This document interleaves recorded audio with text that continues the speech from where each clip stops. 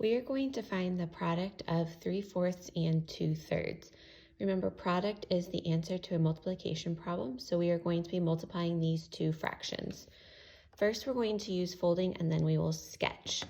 To fold 3/4, I'm going to fold my whole sheet of paper in half and then fold that in half again. So when I open my whole piece back up, I have fourths, and I'm going to trace those folds so I can easily see them. And I folded it so I have vertical portions, and I'm going to shade in 3/4 of them. Now to show 2/3, since I folded vertically the first time, I'm going to fold horizontally. So I'm going to make my burrito, and then you're going to crush the burrito so that way you can get your folds nice and tight.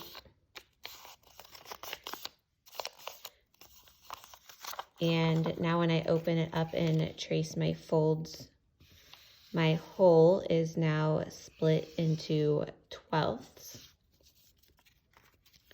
So I have 3 rows of 4, which is 12, and I'm going to shade in 2/3 of my whole.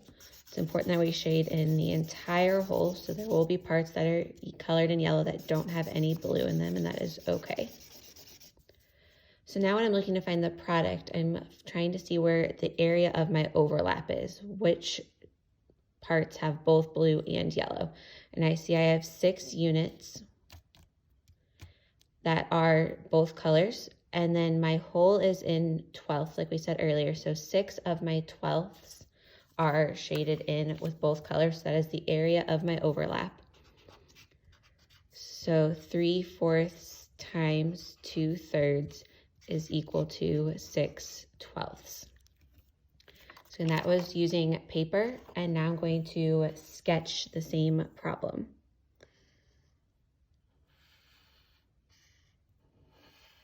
Using lined paper is really nice because then I can easily split my whole into 4ths. And I'm going to shade those 3 in to represent 3/4. And then vertically split my whole into thirds. So now again, I have 12 12ths is equal to 1 whole. And I need to shade in 2/3 of my whole. And the area of my overlap is right here. And again, there are 6 of those. And as we talked about earlier, my whole is in 12ths.